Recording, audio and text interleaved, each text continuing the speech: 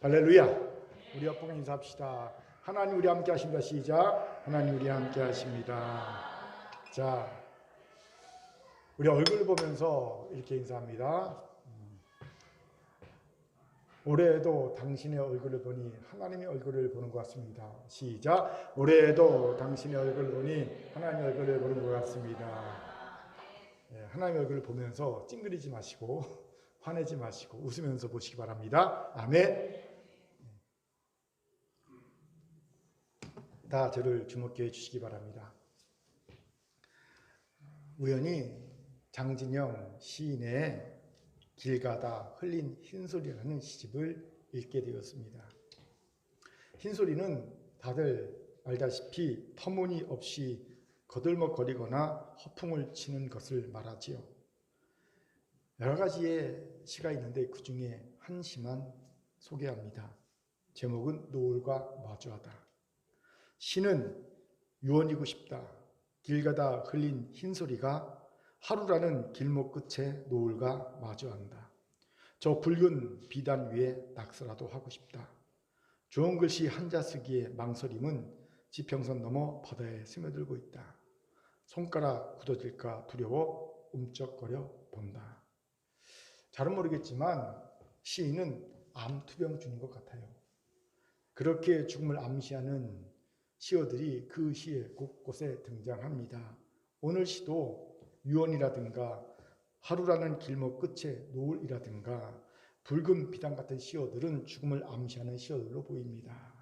그렇게 시인이 저 붉은 비단 위에 낙서라도 하고 싶다라는 이 말은요, 아마도 이 죽음을 대하면서 죽음의 어떤 저항이라도 하고 싶은 마음의 표현이 아닐까 싶은 생각이 들었어요. 붉은 비단은 죽음이잖아요. 거기다 뭔가 낙서하고 싶은 거예요. 저항하고 싶은 거지요. 하지만 결국 시인은 슬그머니 낙서라는 큰 저항은 포기하고요. 소심한 움쩍거려보는 저항을 택합니다. 시인이니까 시 쓰는 게 움쩍거리잖아요. 그것을 택하는 것을 보게 됩니다. 모처럼 만에 좋은 시집을 읽게 되어서 행복했습니다. 그런데 제가 장진영 시인의 길 가다 흘린 흰소리라는 시집을 소개한 이유가 있어요. 시인이라는 사람들은요, 어떤 사람입니까? 평생 인생의 의미와 통찰을 담은 진실한 시어를 찾기 위해 애쓰는 이들이 시인입니다. 장진영 시인도요, 산속에 살면서 평생 그런 진실한 시어를 찾기 애쓴 시인 중에 하나지요. 그런데 그런 시인이 자신이 평생 찾아 쓴 시어를 길 가다 흘린 흰소리라고 표현하고 있다는 거예요. 이 점이 제 주목을 끌었어요.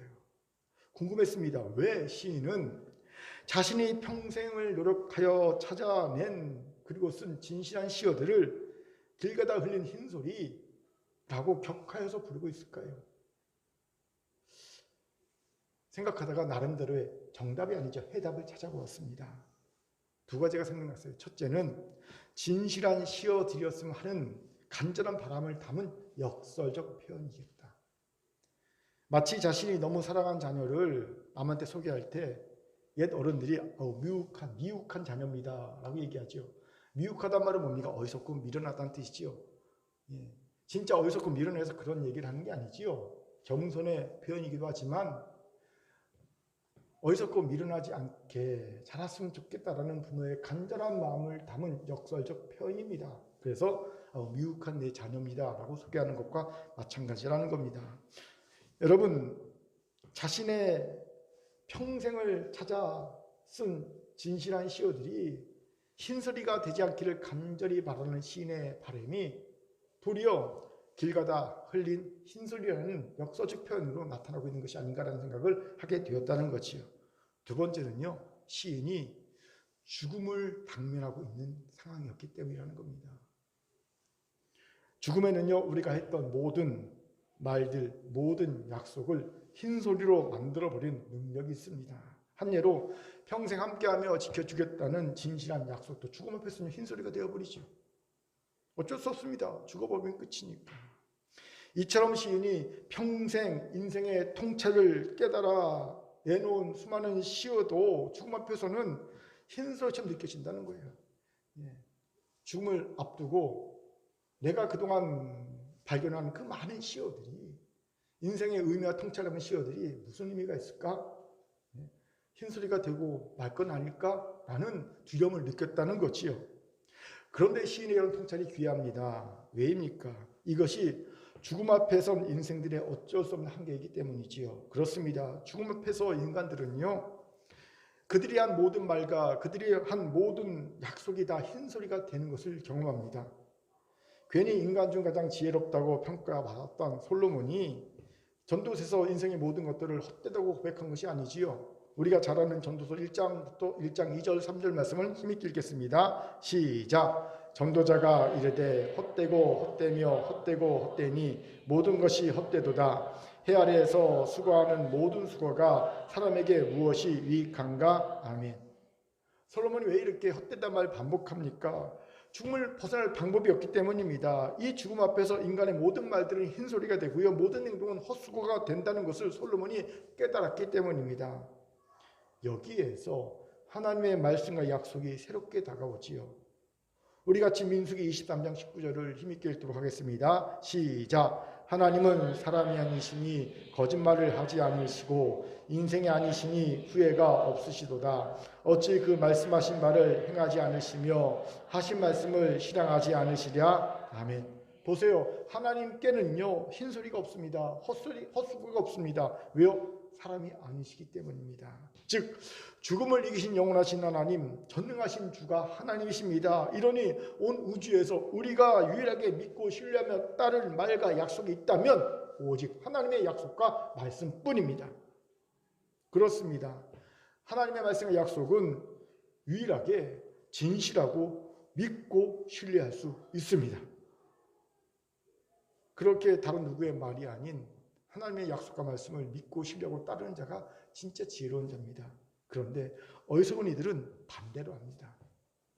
하나님의 말씀과 약속은 전혀 믿지도 신뢰하지도 않는 이가 많습니다. 믿는다 하는 이들도요, 의심을 거두지 않고 의심만 믿음 반 하면서 말씀을 듣습니다. 하나님의 말씀이 마치 양념 반 프라이드 반처럼 이렇게 여겨지는 거지요. 이러니 답답한 현실 가운데 있으니 하나님 말씀의 약속이 즐거울 리가 없죠. 그 말씀을, 그 약속을 듣는 것이 행복할 리가 없습니다. 반면 인간의 말과 약속은요, 철석같이 믿고 신뢰합니다. 참 순진하게, 너무 쉽게 사람의 말을, 약속을 너무 쉽게 철석같이 믿고 신뢰한다는 겁니다. 여러분, 오늘 우리는 하나님의 말씀과 약속을 듣는 것이 즐겁고 행복한 자인 줄 믿습니다. 아멘. 자, 이렇게 한번 따라합시다. 하나님의 말씀과 약속에는 흰소리가 없습니다. 시작. 하나님의 말씀과 약속에는 흰소리가 없습니다. 아멘. 왜 이런 말 합니까? 절대 흰소리가 없는 정직하고 진실하신 하나님이 오늘 이스라엘 백성에게, 또 오늘 이 말씀을 듣는 우리에게 너는 행복한 사람이로다 라는 말씀을 해주고 계시기 때문입니다. 우리 같이 신명기 33장 29절을 힘있게 읽겠습니다. 시작. 이스라엘이여 너는 행복한 사람이로다. 여호와의 구원을 너같이 얻은 백성이 누구냐?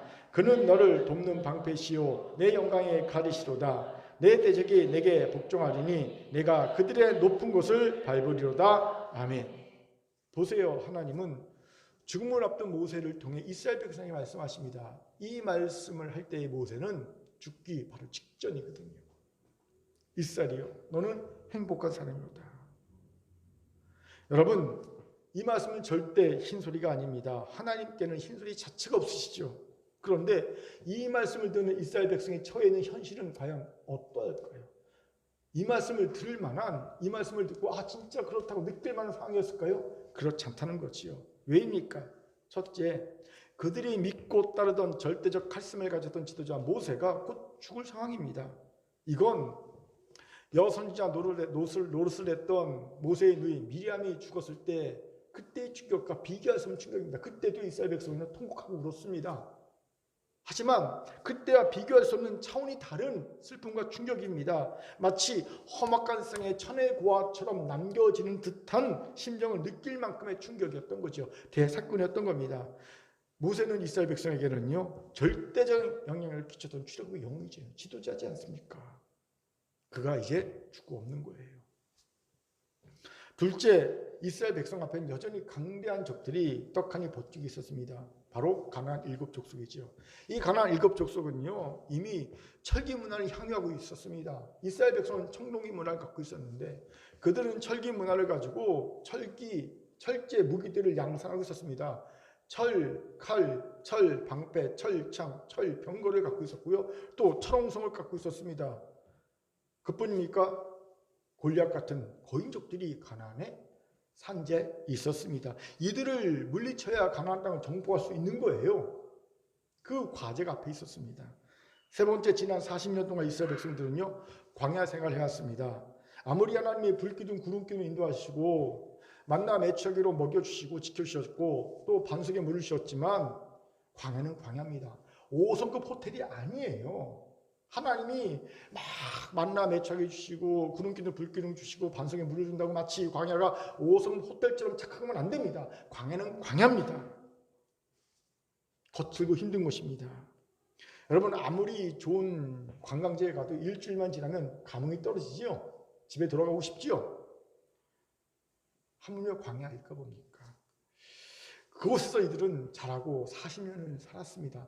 이들의 인생을 말하면 한마디로 척박한 인생이라고 말할 만하지요. 참 인생사 척박하다, 이런 말을 들을 만하지요.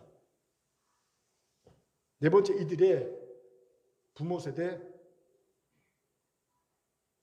그들의 할아버지 세대가 광야에서 다 하나님께 징벌을 받아 죽었습니다. 이들은 어릴 때 눈으로 봤어요. 할아버지 할머니가, 아버지 엄마가, 삼촌 고모 이모가 하나님께 징벌을 받아 죽는 것을 눈으로 봤습니다. 지금 살아있는 사람들은 다 광야에서 태어나고 자란 이들 뿐입니다. 출애굽했던 사람들은요 다 죽었습니다. 이런 현실 속에서 하나님이 이들에게 말씀하십니다. 너는 정말 행복한 사람들이다. 여러분이 하면 이 말을요 고지고대로 아멘, 정말 나는 행복한 사람입니다라고 받아들이겠습니까? 쉽지 않았을 겁니다. 우리는 이때 이스라엘과 비교하면요 정말로 나은 삶을 살고 있죠. 모든 면에서 낫지 않습니까? 예? 그런 우리들에게 하나님께서 너는 행복한 사람이다라고 말씀해 주시면요 바로 감정적으로 그게 다 공감되면서 아멘, 정말 저는 행복한 사람입니다라고 정말로 감사하고 찬양할 사람이 과연 몇이나 될까요? 많지 않을 겁니다. 아마 어떤 이들은 하나님이나 모세나 착각 속에 빠져 계신 것은 아닌가라는 의구심을 가질 것 같기도 합니다. 특히 이런 생각할 것 같아요. 죽음을 앞둔 모세, 평생 소원이 가나안 땅에 들어가고 싶은 거였는데 하나님 못 들어가다 하셨잖아요. 그러니 나는 못 들어가는데 쟤네들은 들어가네. 쟤네들은 진짜 행복한 사람이다. 나에 비하면 이런 마음으로 이런 얘기를 한 것이 아닐까라는 생각을 가질만 하지요. 이렇게 생각할 수 있을 겁니다. 그래서 착각한 거라는 거지요. 이스라엘 백성은 행복하지 않은데 모세 입장에서 나는 들어가고 싶은 가나안 땅을 나는 못 들어가고 쟤들은 들어가네. 그러니 정말 쟤들은 행복한 사람이야 라는 착각에 빠져서 이런 말을 했을 거라고 의구심을 가질 수 있다는 겁니다. 실제로 허태균 교수가 쓴 가끔은 제정신이라는 책에 보면 인간들은요 보통 때 대부분이 착각 속에 살고요 가끔 제정신이 든다는 겁니다. 대표적인 예가 뭐냐면요, 많지만 우리 아들은 머리는 좋은데 공부를 안 해서 성적이 나쁘다는 착각입니다. 이게 대표적 착각이죠. 팩트가 뭔지 아세요? 머리도 나쁜 놈이 공부도 안 하는 겁니다. 그래서 성적이 나쁜 거예요.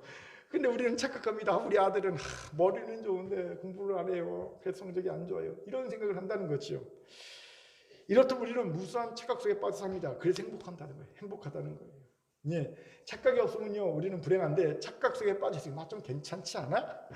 라고 생각하니까 버티고 산다는 겁니다. 그렇죠? 우리가 샤워를 아침에 딱 하고 거울을 딱 볼 때 그래도 아직 괜찮은데? 배는 불룩하게 나와놓고 이러면서 착각하면서 행복해하면서 산다는 겁니다. 혹시 모세가 이런 착각 속에 빠져서 헛소리를 한 것은 아닐까라는 합리적인 의심이 들 수 있다는 거지요.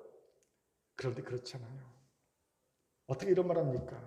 오늘 본문에서 하나님 모세를 통해 이스라엘 백성들이 참 행복하다고 말한 근거를 확실히 말씀해 주고 계시기 때문입니다. 근거가 있다는 거예요. 합리적인 객관적인 근거가 있다는 겁니다. 이게 착각이 아니라는 뜻이에요. 그럼 어떤 근거로 하나님은 이스라엘 백성을 향해 너는 참 행복한 사람이다라고 말해주고 계실까요? 그걸 같이 알아봅시다. 먼저 하나님은 이스라엘 백성이 진정한 여순으로 변화될 것이라는 것을 약속하시면서 행복한 사람이라고 말해주고 있다는 겁니다. 근거가 그거예요. 너는 진정한 여순으로 변화될 거야. 그래서 행복해.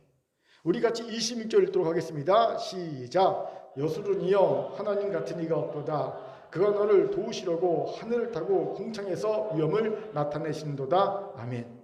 하나님 이스라엘 백성을 향해 여수론이라고 부르십니다. 이 여수론은요, 야곱과는 정반대의 뜻입니다. 야곱의 뜻이 무슨 뜻입니까? 사기꾼, 속이는 자 아닙니까? 사기꾼, 속이는 자라는 뜻인 야곱과 정반대로 여수론은요, 곧은 정직한이라는 뜻을 갖고 있는 거예요. 곧은 정직한 사람이라는 뜻입니다. 하나님은 지금 이스라엘 백성을 향해 그들의 조상 야곱, 사기꾼 야곱과 정반대로 곱고 정직한 사람들이라고 칭찬해주고 계신 겁니다. 이런 곱고 정직한 여순이 될 거라는 거예요. 그럼 진짜 이스라엘 백성은 현 시점에서 곱고 정직한 여순이 되어 있습니까? 아닙니다.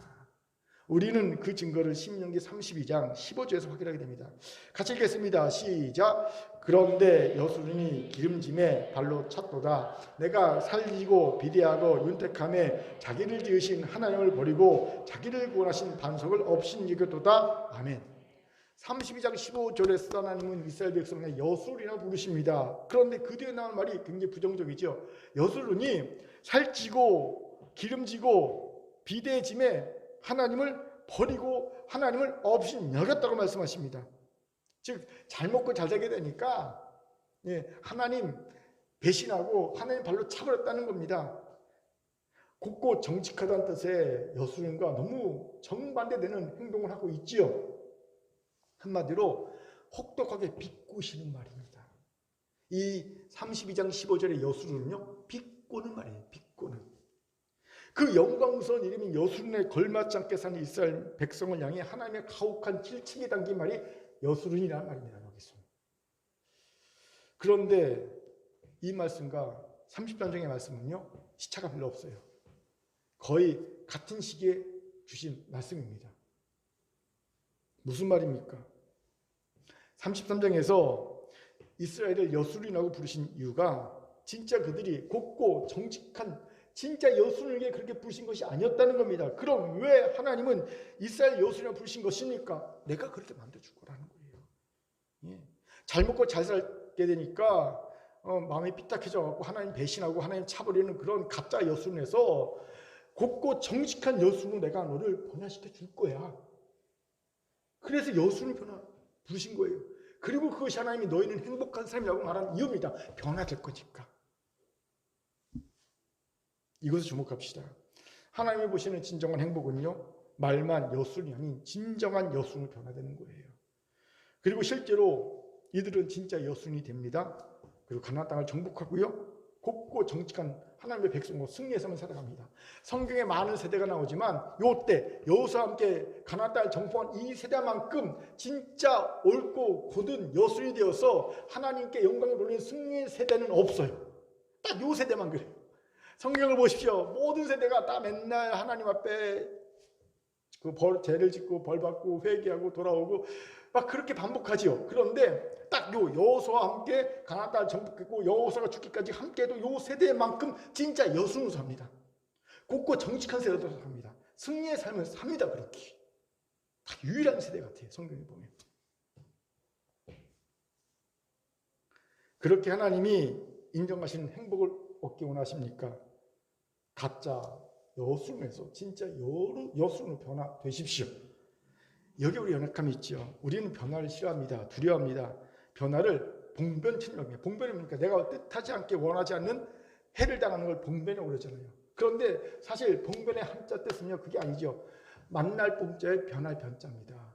변화를 만나는 게 봉변입니다. 내 삶에 어떤 변화를 만나는 게 봉변을 당하는 거예요. 생각하지 않은, 뜻하지 않은 어떤 화를 당하는 게 봉변이 아니라 내 삶의 변화를 만나는 게 봉변입니다. 그럼에도 우리는 변화를 만나는 것을요, 두려워합니다. 우리가 생각하는 나쁜 일을 당하는 봉변처럼 여깁니다. 왜일까요? 우리 변화를 싫어하거든요. 두려워하거든요. 왜 싫어하고 두려워할까요? 변화되면 새로운 것에 적응해야 되잖아요. 적응하기 힘들고 두렵기 때문입니다. 그리고 귀찮잖아요. 그렇죠? 또 겨우겨우 현상 유지하고 있는데 혹시 변화시키면 이것마저 유지하지 못할까 봐 하는 마음이 있어요. 우리는 항상 그래요. 겨우겨우 어찌어찌 이거 현상 유지하고 사는데 변화를 해? 그러면 이것마저도 유지하지 못하면 어떡하지? 이런 두려움이 있거든요. 그래서 새로운 것에 대해서 변화를 시도하는 것에 대해서 우리는 두려워하고 싫어하고 불편해합니다. 그런데 이건 진짜 착각입니다. 여러분, 도리어 변화를 두려워하면 허미로 막을 것을 가로로 막는 대참사가 벌어질 수 있습니다. 제가 목회하면서 깨달은 것이 이것입니다. 제가 성도들의 문제를 목회자니까 보잖아요. 그런데 제가 성도들의 문제를, 영적인 문제를 그에게 얘기해주면 성도와 나 사이에 관계의 변화가 생길 것이 예상이 됩니다. 성도님 이런 문제가 있는 것 같아요 라고 제가 얘기해주면 관계가 변화되어 나를 꺼리거나 아니면 나를 미워하거나 심지어 나를 두려워할 것이 예상됩니다. 변화가 그냥 아름다운 거리를 두고 살면 불가근 불가운 가깝지도 않고 멀지도 않은 그 거리를 유지하고 살면 참 좋아요. 그럼 나는 좋은 목사님, 좋은 성도 되거든요. 그냥 그렇게 살면 되는데 내가 문제를 딱 얘기하는 순간 이 거리가 변화됩니다. 이 관계가 변화됩니다. 이게 싫어요. 변화가 두려워요. 그래서 제가 봉변을 피하고자 말하지 않습니다. 그러면 반드시 나중에 일어나는 일이 있더라는 거죠. 제가 본 성도의 문제가 더 큰 문제로 악화되어서 진짜 호미로 막을 것을 가래로도 못 막는 대참사가 되돌아온다는 거예요. 제가 이 경험이 여러 번 있고 난 뒤에 깨달은 진리가 봉변을 두려워하지 말자. 변화되는 것을, 변화를 만나는 것을 두려워하지 말자라는 것이었어요. 특히 가짜 여순에서 진정한 여순으로 변화되게 거치하는 봉변이라면 이건요 기꺼이 맞을 봉변인 거예요. 내가 가짜에서 진짜로 변화되기 위해 봉변을 만나야 된다면, 변화를 만나야 된다면 감내해야 된다는 거지요. 이거는 정말로 기쁨으로 감내될 변화라는 겁니다. 하나님이 왜 이스라엘 백성, 사랑하는 그 백성을 이방 민족에게 침략당하게 하고 심지어는 포로로 잡혀가게 하셨습니까? 가짜 여술에서 진짜 여술로 변화되기 위해서는 이런 봉변을 거쳐야 했기 때문입니다. 제게도 개척 15년 동안 여러 번의 봉변이 있었어요. 그런데 그때는 정말 억울하고 답답하고 낙심됐던 봉변이었습니다. 한데 지금 와서 보니 이거는요 가짜 여술인 저에서 진짜 여술인 저로 변화시키기 위해 반드시 거쳐야 되는 봉변이었다는 걸 깨닫게 되더라고요. 그래서 지금은 감사합니다. 그렇게 사랑하는 큰교회 성도 여러분, 봉변당하셨습니까? 그래서 억울합니까? 힘듭니까? 낙심되십니까? 그래서 한번 깨달아 하시기 바랍니다. 지금 하나님은 여러분을 가짜 여순에서 진짜 여순으로 변화시키고 계신 겁니다. 이걸 빨리 깨달아야 합니다. 그래서 빨리 원망과 불평과 좌절의 자리에서 벗어나 회개와 감사와 기쁨을 회복해야 합니다. 그러면 하나님은요 사기꾼 야곱을 이스라엘, 하나님의 상하신 자라는 뜻인 이스라엘로 변화시켜 주셨듯이 가짜 여순을 올곧고 정직한 진짜 여순으로 우리를 변화시켜 주실 겁니다. 그 결과는 행복입니다. 우리 영혼에 하나님의 주시는 행복으로 충만하게 될 줄 믿습니다. 아멘. 자, 옆분과 이렇게 인사합시다. 진짜 여순으로 봉변 나갑시다. 시작. 진짜 여순으로 봉변 나갑시다. 아멘. 두 번째로 하나님이 이스라엘 백성을 향해 너는 참 행복한 사람이라고 말하신 근거가 뭐냐면요, 그들은 특별한 구원을 받았기 때문이라는 거예요.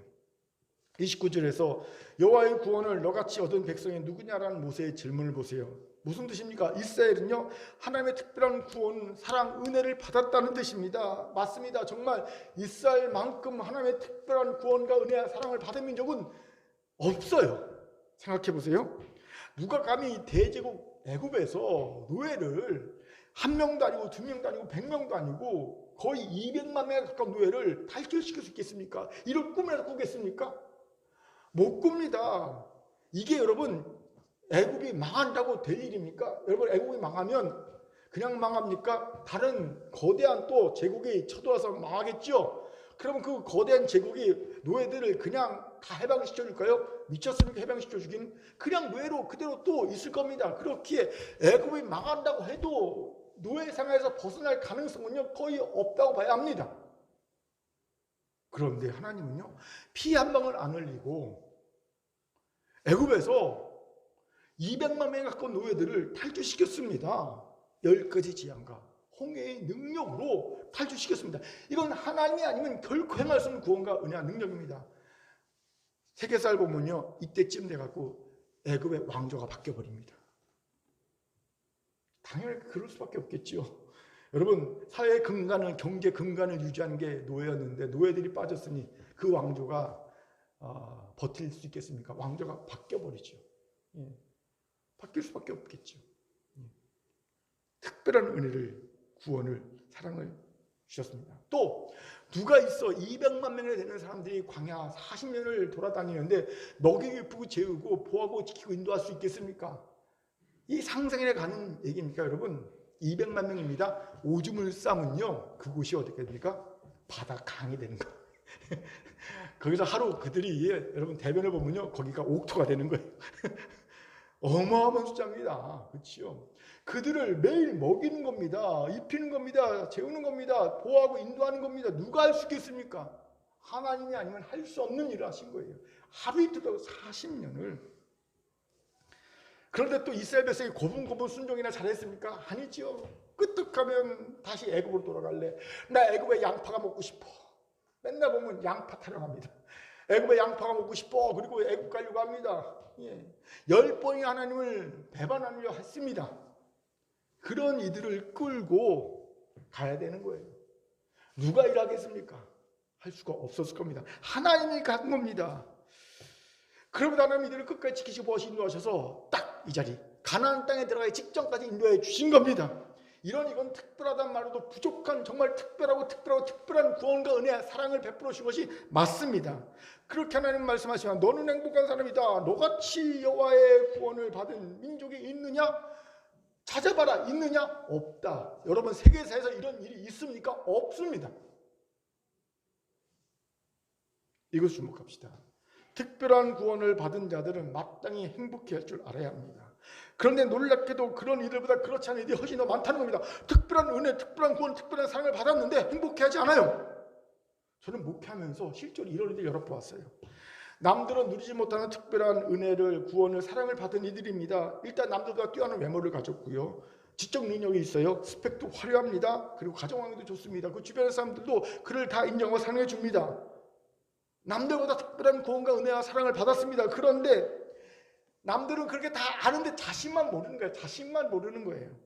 그 결과 항상 하나님의 사랑을 의심합니다. 확인하려 합니다. 날 사랑하시기에 맞나? 확인하려 합니다. 그리고 의심 가운데 있으니 쉽게 상처받습니다. 쉽게 상처받는 거예요. 여러분 행복하지 않으면요 휘둘립니다. 개소리라는 책이 있어요. 유명한 심리학자 쓴 책인데 제 원제목이 개소리예요. 책 제목이. 근데 거기서 그럽니다. 행복하지 않은 사람은요 개소리에 휘둘린대요. 미국인들이 왜 트럼프의 개소리에 휘둘렸는지 아십니까? 그래서 그래요. 내 얘기가 아니에요. 목사님이 설교 강좌에서 뭐 개소리나 얘기하고 그게 아니라 거기에 말하는 겁니다. 트럼프 소리를 개소리라고 그러거든요. 거기서. 왜 휘둘린지 알면 미국인들이 행복하지 않아서. 여러분 행복하지 않으면요 막 휘둘리게 돼요. 내가 사랑받고 있다는 느낌 갖지 못하면요, 나 특별한 은혜와 구원을 받고 있지 못하다면요 행복하지 못하고요, 행복하지 못하면요 막 개소리하는 사람들 막 휘둘립니다. 전 우리 사회가 그렇게 안 되길 간절히 바랍니다. 아무튼 답답해. 제가 그거 보면요 얘기해 줍니다. 당신은 특별한 구원과 은혜와 사랑을 받고 있어요. 그러면요 제 소리를 듣고도 반신반의 합니다. 이 정도 구원과 은혜와 사랑은 다 받는 거죠. 나만 받는 거 아니잖아요 라고 말합니다. 그래서 제가 좀 궁금해졌어요. 도대체 저 사람들은 왜 저렇게 특별한 구원과 은혜와 사랑을 받고도 못 느낄까? 그리고 책을 읽다가 어떤 책에서 그 얘기를 들었어요. 능력이 안 되기 때문이다. 내가 특별한 구원과 은혜와 사랑을 받고 있다고 느끼는 사람들은 능력자라는 거예요. 그것도 능력이라는 거예요. 능력. 그리고 행복하게 되려면 어떤 능력보다 이 능력을 가져야 된다고 말하더라고요. 행복한 삶을 살려면 자기가 특별한 구원과 은혜와 사랑을 받고 있다는 것을 아는 능력을 가져야 한다는 겁니다. 제가 제 자녀들이 어릴 때부터 항상 자녀를 기도하면서 빼놓지 않은 게 있어요. 몇 번 말씀드렸을 겁니다. 이런 기도를 항상 합니다. 하나님, 우리 자녀들이 사랑할 줄 알고 사랑받을 줄 아는 아이들로 자라게 하여 주옵소서. 사랑받는 아이가 아니라 사랑할 줄 아는 아이가 사랑받을 줄 아는, 이게 뭡니까? 내가 사랑받고 있다는 것을 깨달아 알 수 있는 능력을 가지는 아이고 자라게 달라고 기도해 왔습니다. 지금도 그렇게 기도합니다. 같은 맥락입니다. 이것은 행복해지기 위해서 가져야 될 능력입니다. 가장 먼저 가져야 할 능력입니다. 이건요, 좋은 대학에 들어가는 것보다 훨씬 더 필요한 능력인 거예요. 이걸 모르더라고요. 행복해지려면요, 좋은 대학에 스펙 좋은 거 쌓는 게 그게 더 중요한 게 아니라 이게 더 중요한 능력이에요. 질문이 생기죠. 그럼 왜 이런 능력이 없을까요? 간단합니다. 미성숙하기 때문입니다. 미성숙하면 아무리 특별한 은혜와 구원과 사랑을 베풀어줘도요, 몰라요. 못 느낍니다. 이런 미성숙의 종류는 참 많습니다. 그 대표 종류가 뭔지 아세요? 교만과 낮은 자존감이에요. 교만하고 낮은 자존감을 갖고 있으면요, 아무리 사랑을 줘도요, 그걸 못 느낍니다. 구원을, 은혜를 베풀어줘도 못 느낍니다. 같이 마태복음 11장 23절 가시겠습니다. 시작. 가버나움아, 내가 하늘에까지 높아지겠느냐? 음배까지 낮아지리라. 내가 행한 모든 권능을 소돔에서 행하였더라면 그 성이 오늘까지 있었으리라. 아멘. 여러분, 가버나움은 특별한 은혜를 받은 도시였습니다. 왜요? 예수님의 주 활동 무대가 가버나움이었거든요. 예수님은 가버나움에 베드로 장모의 집이 있으니까 거기에 딱 거주하시면서 진을 딱 치고 거기서 많은 이적을 베푸셨어요. 그런데 이들은 그 많은 은혜를 받아놓고도 제일 예수님이 배척했어요. 이유가 뭡니까? 교만했기 때문이에요. 하늘로까지 높아지겠느냐. 교만하면요, 아무리 구원과 사랑과 은혜를 베풀어도 그걸 못 느껴요. 특별한 구원을 받은지 사랑을 받은지 은혜를 받은지 못 느낍니다. 그렇게 여러분, 교만이라는 미성숙이 있습니까? 행복한 이가 되지 못합니다. 아무리 많은 걸 줘도 행복한 이가 되지 못합니다. 또 교만과 함께 대표적인 미성숙이 낮은 자존감이에요. 낮은 자존감을 가진 사람이 내는요, 어떤 사건에 부정적인 측면을 먼저 봅니다. 그 부정적 측면에 먼저 반응합니다. 어떤 일이든 어떤 사건이든 항상 부정적인 것과 긍정적인 면은 같이 공존하죠. 반드시 있어요. 그런데 부정적 측면을 먼저 보고 먼저 반응하니까 항상 어떤 사건이 딱 나면요, 생각이, 사고가 부정적인 것이 주도권을 쥐고 들어가는 거예요. 주도권 싸움에서 부정적인 것이 딱 쥐고 이끌어가는 거예요. 이러면 나중에 긍정적 측면을 부각해주고 긍정적 정보를 자꾸만 줘도요, 이 빼앗긴 주도권을 쉽게 되찾지 못합니다. 되찾기가 되게 어려워요. 왜냐하면 우리에게는 확증 편향이라는 것이 있거든요. 확증 편향 뭐니까 내가 어떤 생각을 하게 되면요, 그러면 똑같은 정보를 줘도 그 정보 중에 내가 취사 선택합니다. 나도 모르게 내가 처음에 가졌던 생각, 부정적 생각에 걸맞는 정보들만 쫙 취사 선택합니다. 이에 반대된 정보는 다 버려버리거든요. 확증 편향입니다. 그러다 보니 결국 어떤 의미가 기울어진 운동장이 되는 거예요. 기울어진 운동장이 뭡니까? 결국 결론이 하나밖에 없는 거예요. 부정적인 결론. 이미 결정난 결론으로 가는 거예요. 항상 그래서 부정적인 결론이 이깁니다. 긍정과 부정이 싸울 때 부정이 이길 수밖에 없어요. 낮은 자존감을 갖게 되면요, 결국 그냥 아무리 옆에서 긍정과 부정의 얘기를 똑같이 얘기해줘도 결국 부정적인 결론을 냅니다. 그럼 어찌 해야 될까요? 이에 대해 제가 심리학자 때 이런 견해 많이 말씀드릴 수 있어요. 하지만 우리에게는요, 세상의 어떤 지혜보다 뛰어난 예수 그리스도의 복음이 있지 않습니까? 여러분, 우리 옛사람은요, 이게 낮은 자존감과 교만은 우리의 옛사람이지 않습니까? 우리의 옛사람은요, 이미 예수 그리스도와 함께 십자가에 못 박혀 죽었습니다. 이미 장사되었습니다. 우리는 예수와 함께 부활하여 새 생명을 살고 있습니다. 여러분, 우리는 이 옛사람을 다시 십자가에 못 박기 위해 애쓸 필요가 있습니까? 없습니까? 없죠. 이미 예수와 함께 십자가에 못 박혔습니다. 그것을 우리는 믿어야 됩니다. 믿고 선포하면 됩니다. 이미 죽었으면서도 좀비처럼 활동하면서 우리를 미성숙하게 만드는 이 옛사람, 특히 교만과 미성숙, 교만과, 그렇죠? 낮은 자존감, 이것이 특별한 은혜를 받아도 특별하게 느끼지 못하게 하거든요. 이거를 영향 못 미치도록. 이미 예수와 함께 십자가에 못 박혔음을, 나는 이제는 부활의 스승으로 살고 있음을 믿음으로 선포합니다. 활동하지 못하도록, 영향을 미치지 못하도록. 그러면 됩니다. 옛사람이 사라지고요, 성숙으로 나아갑니다. 하나님의 특별한 은혜와 사랑이 마음에 느껴지게 됩니다. 마치 철없는 자녀가 부모님이 내게 해준 게 뭐 있어요? 라고 막 그러다가 나중에 철이 들면 부모님의 사랑이 깊이 느껴지듯이, 은혜가 느껴지듯이 하나님의 특별한 구원과 은혜와 사랑이 깊이 느껴지게 되는 겁니다. 이런 우리가 됩시다. 따라합시다. 저 따라합시다. 네. 나왔다. 네. 낮은 자존감과 교만이라는 옛사람은 예수와 함께 십자가에 못 박혀 죽었고 장대되었으며 부활하여 새 생명으로 살고 있다. 몇 분간 인사합시다. 사랑합니다. 감사합니다. 용서합니다. 시작. 사랑합니다. 감사합니다. 용서합니다. 이 믿음의 생명선언을 하셔야 합니다. 자, 몇 분간 인사합시다. 당신은 하나님의 특별한 은혜를 받은 행복한 자녀입니다. 시작. 당신은 하나님의 특별한 은혜를 받은 행복한 자녀입니다. 아멘. 세 번째로 하나님이, 야, 이스라엘, 너는 정말 특별한, 너는 좀 행복한 사람이라고 말하신 근거가 뭔지 아십니까? 하나님이 그들의 모든 필요를 채우셨기 때문이라는 거예요. 우리 같이 28절 읽겠습니다. 같이 읽겠습니다. 시작. 이스라엘이 안전히 거하며 야곱의 샘은 곡식과 새 포도주의 땅에 홀로 있나니 곧 그의 하늘이 이슬을 내리는 곳에로다. 아멘. 여러분, 지금 이스라엘 입장에서 그들에게 필요한 그 필요가 뭘까요? 절실한 필요가 뭘까요? 첫째는요, 안전입니다. 여러분, 광야 생활은요, 언제나 위험이 도사리고 있지요. 광야에 각종 들짐승의 위험이 있지 않습니까? 또 낮에는요, 뜨거운 태양빛의 위험이 있고요, 밤에는 차디찬 낮은 온도의 위험이 있지 않습니까? 그렇기에 광야 40년 동안 이스라엘 백성은요, 항상 이 안전에 대한 욕구가 굉장히 강했을 겁니다. 편하게 좀 쉬고 싶다, 안전하게 하루라도 좀 안전을 걱정하지 않고 살고 싶다는 욕구가 강했을 겁니다. 안전 욕구가 있었을 거예요. 두 번째는요, 안정적인 먹거리 욕구였을 겁니다. 여러분, 쉽게 추정할 수 있죠. 이스라엘 백성은요, 40년 광야 생활 동안 한 번도 먹을 거리가 자신에 의해 통제되고 조종되는 걸 경험할 수가 없었어요.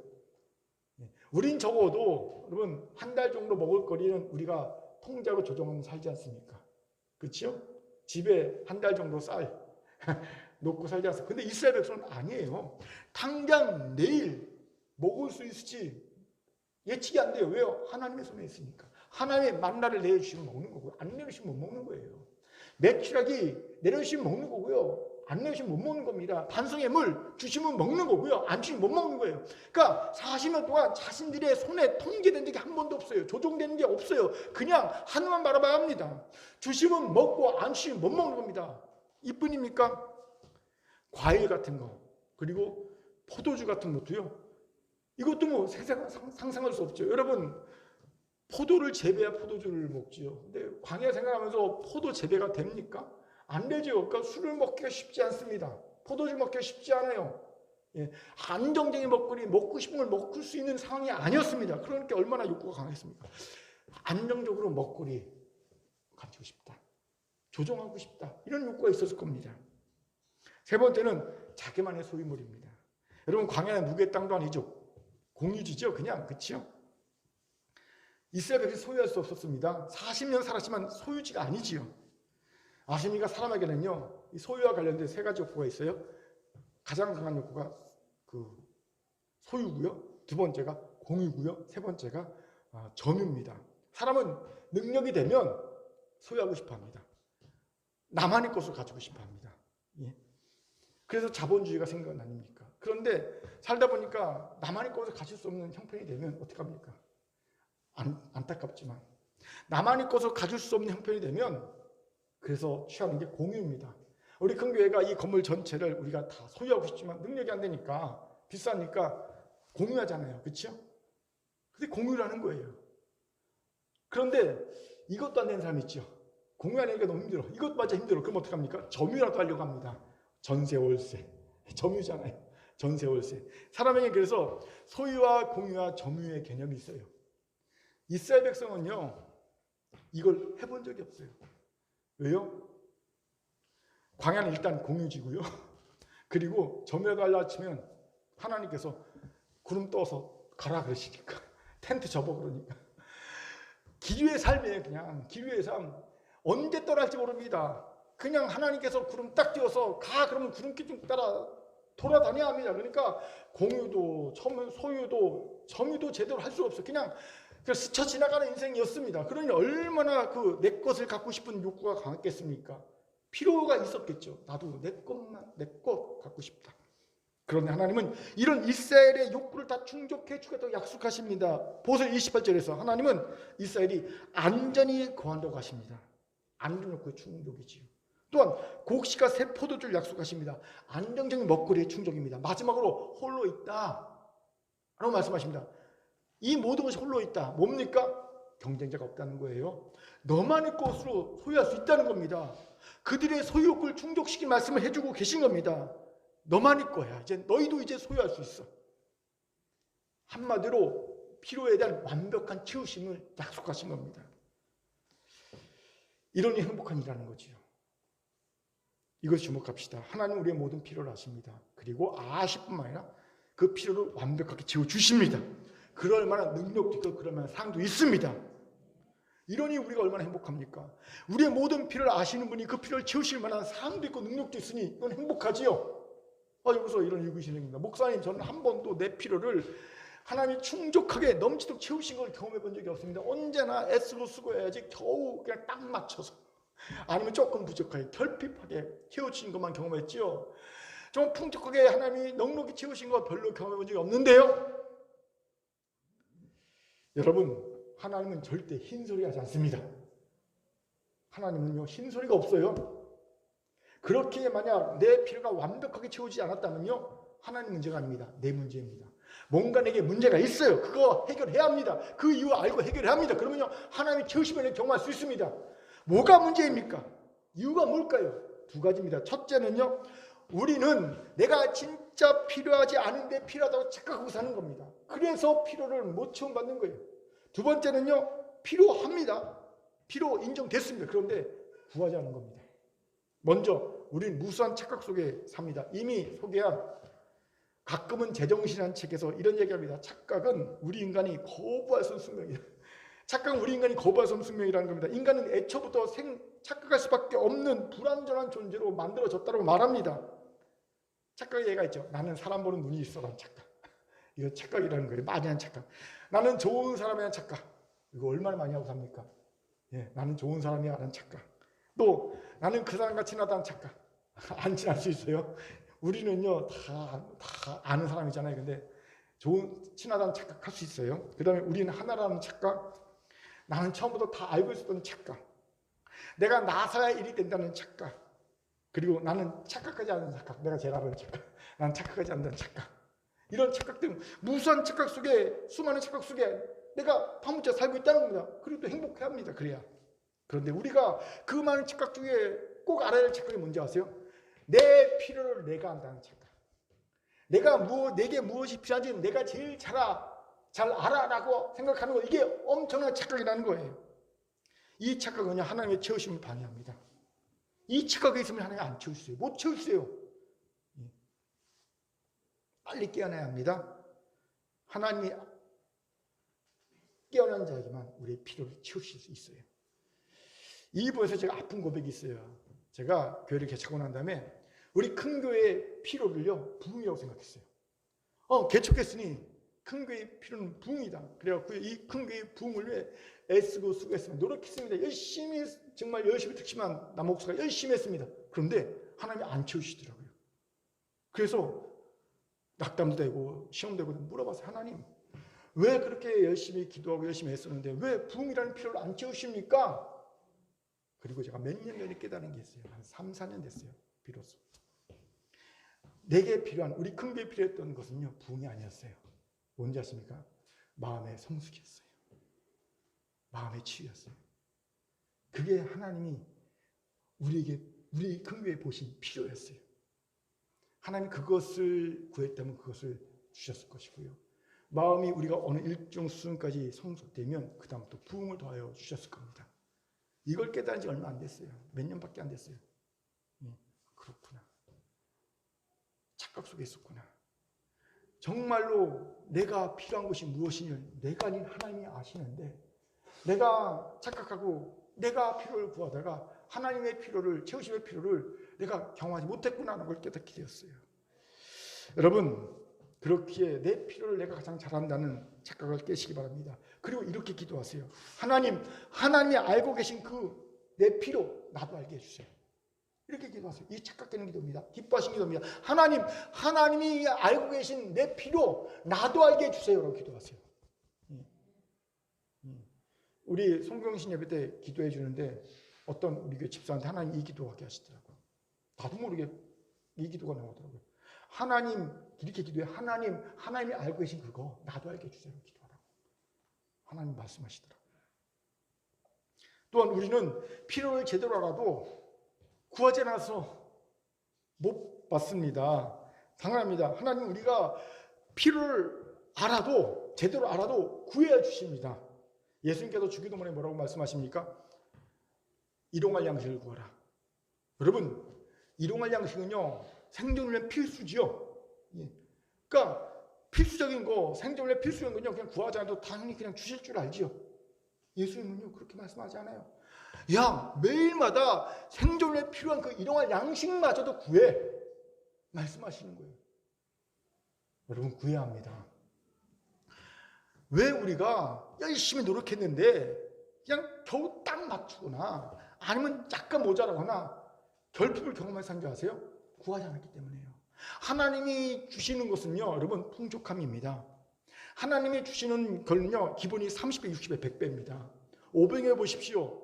그냥 하나님이 그냥 손이 커서 막 팍팍 주신 게 아닙니다. 이건 우리에게 주시는 교훈이 있어요.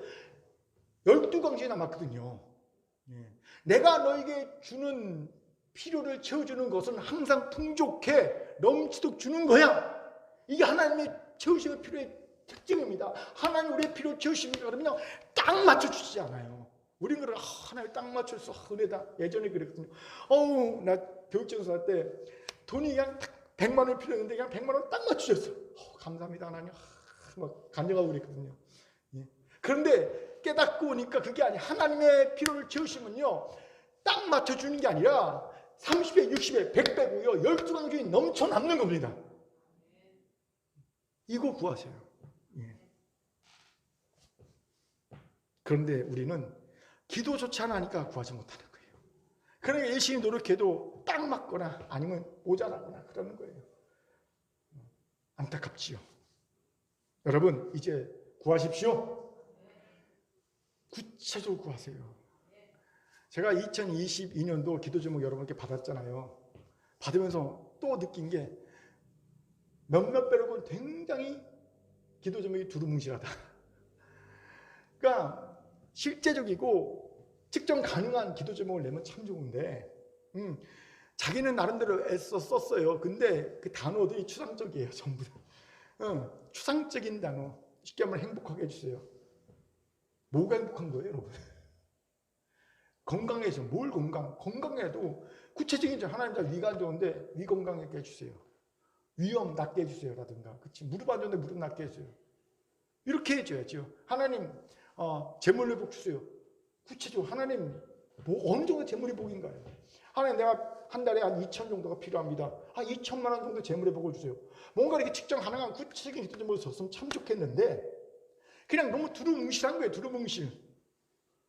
하나님 참 힘드시겠어요. 예전에 이런 간증 된 적이 있어요. 어떤 분이 배우자 기도를 했대요. 13가지 기도 제목을 놓고 했대요. 하나님 기도 막 했대요. 근데 배우자를 만나 딱 보니까 이 13가지 기도 제목이 다 맞는 거예요. 할렐루야죠. 근데 나중에 이분이 이런 얘기 하더라고요. 글쎄 내가 목사님 글쎄 한 가지 빼놨어요. 하나님 코 골지 않는 배우자를 놓고 기도해야 되는데 그거 안 했더니 코를 고네요. 코 고는 거 빼놓고 기도하지 않는데 코를 고는 배우자 만나서 죽겠다는 거예요. 잠 못 자서 힘들다는 거예요. 우스갯소리겠지만 여러분 구체적으로 기도하십시오. 그래야 하나님이 좀 더 쉽게 빨리 응답해 주시지 않겠습니까? 아무튼 일단 기도부터 합시다. 하나님 우리의 필요를 완벽하게 넉넉히 채우실 것입니다. 행복해지는 거예요. 저는요 2022년도 이런 놀라운 복을 우리 큰교회 성도가 다 받기를 주의 이름으로 축원합니다. 아멘. 자, 옆분과 인사합시다. 하나님이 당신의 모든 필요를 완벽하게 채워주십니다. 시작. 하나님이 당신의 모든 필요를 완벽하게 채워주십니다. 아멘. 이제 말씀 마치죠. 좀 부끄러운 얘기할게요. 신년 첫 주일 예배 설교니까 평소보다 더 많은 신경 쓰이겠지요. 그래서 더 많이 기도했어요. 하나님 말씀을 주세요. 2020년도를 첫 주일을 여는 말씀이니까 하나님 우리 성도에게 꼭 필요한 말씀을 주세요라고 기도하니까 하나님께서 오늘 본문을 딱 주시더라고요. 너희는 특별하게 행복한 삶이라고 선포해줘라 라고 말씀을 주시더라고요. 그래서 일단 주보를 작성했어요. 그리고 우리 소연자한테 보내고 전성한테 보냈어요. 그게 이제 목요일 날, 보통 목요일 날에 정하고 금요일 아침에 이렇게 보내거든요. 새벽에 보내거든요. 설교는 토요일 날 한 점심 때쯤부터 설교를 준비합니다. 그래서 아무 생각 없이 이제 성경집이 다 끝나고 토요일 날 한 1시쯤에 교회 와갖고 설교하려고 딱 이렇게 컴퓨터 켰어요. 제가 설교하기 전에 반드시 체크하는 게 있어요. 혹시 예전에 이 본문을 설교한 게 있나? 제가 창세기도 요한계시록 설교 다 했거든요. 그러니까 설교를 했겠죠. 근데 워낙 많이 했으니까 잘 기억이 안 나지만 그래도 혹시 한 게 있나 하고 딱 신명기 파일 열었더니 글쎄 똑같은 본문에 똑같은 제목의 설교가 있더라고요. 그것도 보통 한 10년 전이나 20년 전 설교라면 모르겠는데 놀랍게도 2021년 8월 1일자 불과 4개월밖에 안 된 그런 본문과 제목이 떡 있는 거야. 아이고 큰일 났다. 이럴 수가. 그래갖고요 그 다음부터 제가요 바빠졌어요. 새로운 본문과 새로운 찬송가 주보를 바꿔야 되니까 빨리 소연자한테 보내줘야지 투덜거리지 않잖아요. 빨리 이걸 바꿔야 되니까 본문하고 제목하고 막 다시 막 찾기 시작해서 하나님 내가 실수했나 봅니다. 하나님 어떤 말씀 주시겠습니까? 막 그다음부터 막 정신이 없어진 거야 내가. 근데 갑자기 제 마음 깊은 곳에서 음성이 들리는 거예요. 그대로 전해라.